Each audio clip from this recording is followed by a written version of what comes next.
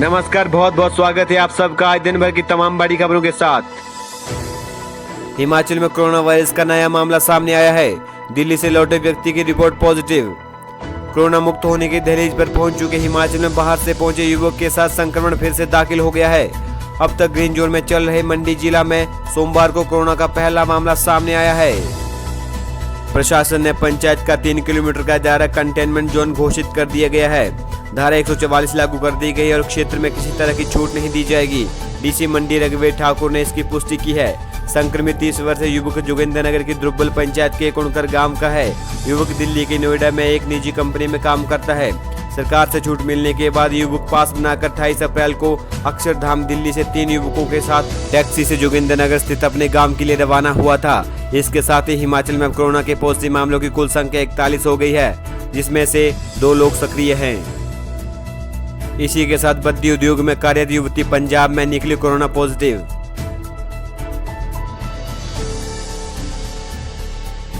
नौ मामले सामने आने के बाद राहत की सांस ले रहे हिमाचल के औद्योगिक क्षेत्र बीबीएन में एक बार फिर से कोरोना की सरगर्मी बढ़ गई है।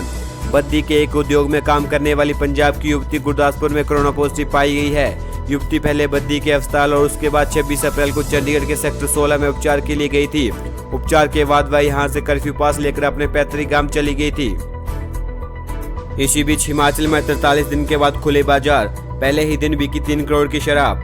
कोरोना के चलते आखिर 43 दिन के बाद प्रदेश भर में बाजार खुल गए। सरकारी दफ्तर और अस्पताल खोलने के बाद लोगों को राहत मिली है। 1.5 महीने से लॉकडाउन की वजह से बंद शराब की दुकानें खुलते ही सोमवार को करीब 3 करोड़ रुपए की शराब की बिक्री हुई।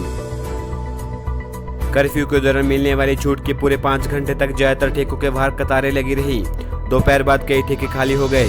शराब की बिक्री से सरकार को अगले 1 महीने में 150 करोड़ से ज्यादा राजस्व का अनुमान है। 30 जून तक सेल्फ डिक्लेरेशन न दी तो रुकेगा बेरोजगारी भत्ता। कौशल विकास और बेरोजगारी भत्ता योजनाओं का लाभ लेने वाले युवाओं को 30 जून तक सेल्फ डिक्लेरेशन देनी होगी। जिला रोजगार कार्यालय चंबा ने लाभार्थियों को इसके आदेश जारी किए हैं। इसमें कहा गया है कि अगर 30 जून तक लाभार्थी सी फॉर्म जमा नहीं करवाते हैं तो उनका भत्ता रोक दिया जाएगा। इससे पहले विभाग सी फॉर्म मार्च में लेता था, लेकिन इस बार कोविड-19 के चलते विभाग जून तक लाभार्थियों को भत्ता देगा। लाभार्थी सी फॉर्म नजदीक के रोजगार कार्यालय में जमा करवा सकते हैं। इसी के साथ अधिसूचना के मुताबिक नए लाभार्थियों का खाता राष्ट्रीयकृत बैंक में होना चाहिए। पहले से इन योजनाओं का लाभ ले रहे लाभार्थियों को राष्ट्रीयकृत बैंक अकाउंट की पासबुक की प्रतिलिपि व बैंक खाता आधार नंबर से जुड़ा होना चाहिए। इसी बीच एक और बड़ी खबर, कश्मीर में फिर आतंकी हमला, 3 जवान शहीद। 48 घंटे के अंदर दूसरी वारदात, घात लगाकर किया हमला। हमले में एक आतंकवादी ढेर, सर्च ऑपरेशन जारी है। हिमाचल में स्कूलों, कॉलेजों, विश्वविद्यालयों के स्टाफ के लिए नए आदेश जारी।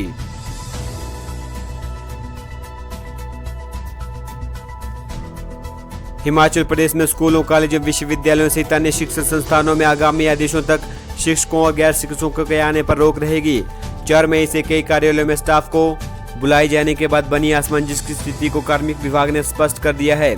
उच्च शिक्षा और प्रारंभिक शिक्षा निदेशालय में सोमवार से सभी क्लास 1 और 2 श्रेणी के अधिकारी नियमित तौर पर आने शुरू हो गए हैं। क्लास 3 और 4 श्रेणी के कर्मचारियों की 30% रोस्टर के तहत ड्यूटियां लग रही हैं। निदेशालय के सभी शाखा प्रभारियों ने अपने अपने अधीन आने वाले स्टाफ का रोस्टर तैयार कर बीते दिनों में बनाए गए व्हाट्सएप ग्रुप के माध्यम से सभी को दफ्तर आने के उनके दिनों के बाबत सूचित कर दिया है। हिमाचल के शिक्षा बजट पर आज लगेगी मुहर, बैठक में होगा फैसला। हिमाचल को शिक्षा के क्षेत्र में केंद्र सरकार से कितना बजट मिलेगा, आज मंगलवार को इस पर मुहर लगेगी। हिमाचल प्रदेश सरकार ने 1100 करोड़ का प्रस्तावित बजट भारत सरकार को भेजा है। कोरोना वायरस से बचाव के लिए पहली बार प्रोजेक्ट अप्रूवल बोर्ड की बैठक इस बार वीडियो कॉन्फ्रेंस के माध्यम से होगी। केंद्रीय मानव संसाधन मंत्री डॉक्टर रमेश पोखरियाल निशंक की अध्यक्षता में आज होने वाली बैठक में हिमाचल के शिक्षा मंत्री अपनी योजना से उन्हें अवगत करवाएंगे। शैक्षणिक सत्र 2020-21 के लिए बनाए गए 1100 करोड़ के बजट के प्रस्ताव के तहत प्रदेश में प्री प्राइमरी स्कूलों का दायरा और बढ़ाने और नए वोकेशनल कोर्स शुरू करने की योजना को साझा किया गया है। वर्तमान समय में प्रदेश में 3740 प्री प्राइमरी स्कूल चलाई जा रहे हैं। इसमें से 47,000 से ज्यादा नए दाखिले लिए हैं। प्रदेश सरकार इन स्कूलों की संख्या को और बढ़ाना चाहती है। गांव में स्थित सरकारी स्कूलों में नर्सरी और केजी में अधिक से अधिक बच्चों को दाखिले देने का लक्ष्य रखा गया है। हिमाचल प्रदेश की लगभग 6.5 लाख महिलाओं को 500 रुपए की दूसरी किस्त मिलना शुरू। हिमाचल प्रदेश की जनधन खाता धारक 6.35 लाख महिलाओं को 500 रुपए की दूसरी किस्त का सोमवार से भुगतान शुरू हो गया है। केंद्र सरकार ने प्रधानमंत्री गरीब कल्याण योजना के तहत हिमाचल को जारी हुए बजट में बैंकों ने सोमवार से पात्र महिलाओं के खातों में पैसा डालने की प्रक्रिया शुरू कर दी है।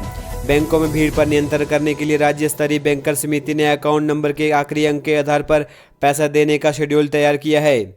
इन नंबरों के आधार पर महिलाएं बैंक जाकर पैसा निकाल सकती हैं। राज्य स्तरीय बैंकर समिति संयोजक JN कश्यप ने बताया कि जनधन खाता धारक महिलाओं को अप्रैल से 3 माह के लिए 500 रुपए प्रति माह भुगतान करने का केंद्र सरकार ने फैसला लिया है। सोमवार से दूसरी किस्त की अदायगी शुरू हो गई है। OPD में रेजिडेंट के साथ विशेषज्ञ डॉक्टर भी देंगे सेवाएं। मेडिकल कॉलेजों में रेजिडेंट के अलावा विशेषज्ञ चिकित्सक भी OPD में सेवाएं देंगे। प्रदेश सरकार ने इस बारे में मेडिकल कॉलेज प्रशासन को निर्देश जारी किए हैं। विशेषज्ञ चिकित्सक गंभीर मरीजों का उपचार करने के साथ जरूरतमंदों के लिए ऑपरेशन की तारीख भी देंगे। कोरोना के चलते सरकार ने OPD में सोशल डिस्टेंसिंग बनाए रखने के निर्देश दिए हैं। हिमाचल में चंबा, हमीरपुर, टांडा, मंडी, नैरचेक और नाहन में मरीजों को यह सेवाएं मुहैया होंगी। सरकार ने लोगों से अपील की है कि सर्दी, खांसी, जुकाम, बुखार जैसी बीमारी को लेकर अस्पताल न आएं। इसको लेकर लोग डॉक्टर से भी फोन पर सलाह ले सकते हैं। लोग ई संजीवनी के तहत भी सुविधा प्राप्त कर सकते हैं। प्रशासन को OPD में सोशल डिस्टेंसिंग को लेकर अतिरिक्त सिक्योरिटी उपलब्ध कराने के निर्देश दिए हैं। अतिरिक्त मुख्य सचिव स्वास्थ्य RD धीमान ने कहा है कि मेडिकल कॉलेजों को OPD में रेजिडेंट के अलावा विशेषज्ञ डॉक्टर की भी तैनाती के निर्देश जारी किए गए हैं। जिले के अस्पतालों में OPD सेवा शुरू हो गई है। कर्मचारी चयन आयोग की परीक्षा स्थगित, DLED का परिणाम घोषित। पोस्ट कोड 738 सांख्यिकी सहायक, पोस्ट कोड 766 फील्ड असिस्टेंट और पोस्ट कोड 767 अकाउंट क्लर्क की भर्ती परीक्षाएं स्थगित कर दी गई हैं। यह परीक्षाएं क्रमशः 9 और 10 मई को होनी थी, लेकिन कोविड-19 के कारण देश भर में लॉकडाउन के चलते परीक्षार्थियों को पेश आने वाली समस्याओं को ध्यान में रखते हुए आयोग ने यह निर्णय लिया। आयोग के सचिव डॉक्टर जितेंद्र कंवर ने बताया कि स्थिति सामान्य होने के बाद इन परीक्षाओं की तिथियां निर्धारित की जाएंगी। DLA 1-2 का पूर्व मूल्यांकन परीक्षार्थी परिणाम घोषित। हिमाचल प्रदेश स्कूल शिक्षा बोर्ड ने नवंबर 2019 में आयोजित DLA भाग 1-2 के पूर्व मूल्यांकन व पुनर्निरीक्षण परीक्षा का परिणाम घोषित कर दिया है।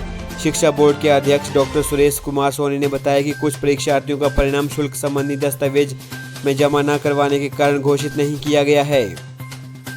कर्फ्यू के बीच कालका शिमला रेल मार्ग पर चली स्पेशल ट्रेन।